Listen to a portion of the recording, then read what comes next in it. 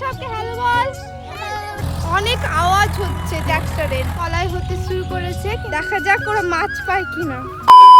Hello everyone, welcome back to my channel. আশা করি সকলে ভালো আছো, আমিও ভালো আছি।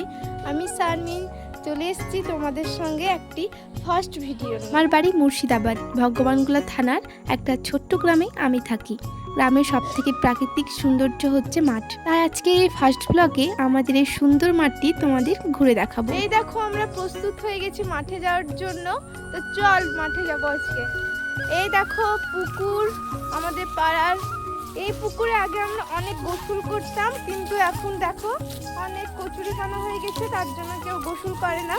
আমাদের বাড়ি থেকে মাঠ কিন্তু বেশি দূরত্ব না, 2 মিনিটের মধ্যে আমরা পৌঁছে যাই মাঠের মধ্যে। আমরা অনেকেই গেছিলাম মাঠটা ঘুরতে এবং তোমাদেরকেও ঘুরে দেখাতে। এই দেখো এখন জমিতে চাষ করা হচ্ছে ট্রাক্টরের সাহায্যে, তোমরা হয়তো শুনতে পাচ্ছ না, অনেক আওয়াজ হচ্ছে ট্রাক্টরের। এই দেখো আমাদের এই পুরো মাঠটা অনেক সুন্দর লাগছে। কিছুদিন পর কিন্তু আরও সুন্দর লাগবে মাঠটা দেখতে।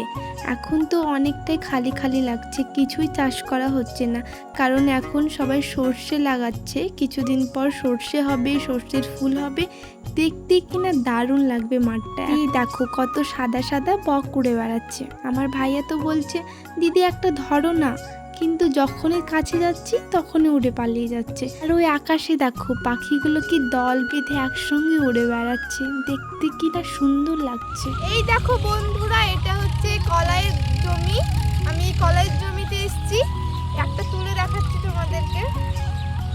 এই দেখো ছোট ছোট এখনো কলাই হতে শুরু করেছে, কিন্তু এখনো বড় হয়নি।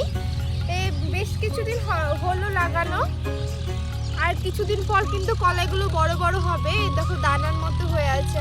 এই দেখো আমার সঙ্গে ভিডিও করতে কতজন এসছে, এই সবকে হ্যালো বল। এখানে জল জমে আছে, সব মাছ দেখছে, তো চলো দেখা যাক ওরা মাছ পায় কিনা। মাছ আছে কিন্তু ওরা এখন মাছ দেখছে, তো আমরাও দেখি। এই বদমাশগুলো আমাকে বলে এলো দিদি ওখানে জল জমে আছে, আমরা কিন্তু মাছ ধরতে যাচ্ছি। আমি বললাম তাহলে যা।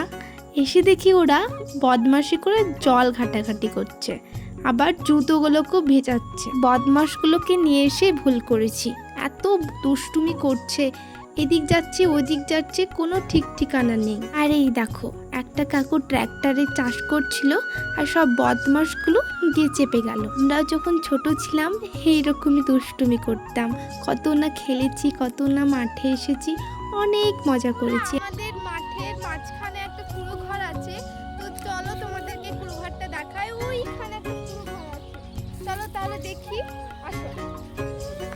তো আমার পিছনে দেখতে পাচ্ছ এই যে সেই কুড়ো ঘরটা, তো চলো ভিতরে কি রাখা আছে সেটা দেখি।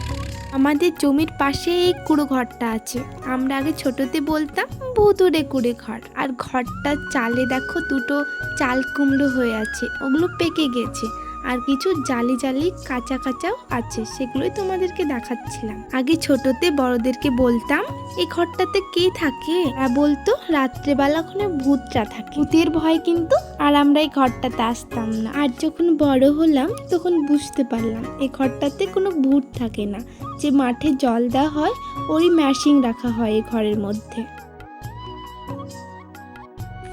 এখন বাড়ি যাচ্ছি, অনেক ঘুরলাম মাঠে, তো এই তো এখন বাড়ি যাচ্ছি। তো ভিডিওটা এ পর্যন্তই, ভালো লাগলে লাইক কমেন্ট অ্যান্ড সাবস্ক্রাইব করে দিবে চ্যানেলটাকে। দেখা হচ্ছে অন্য কোনো ভিডিও নিয়ে। টাটা।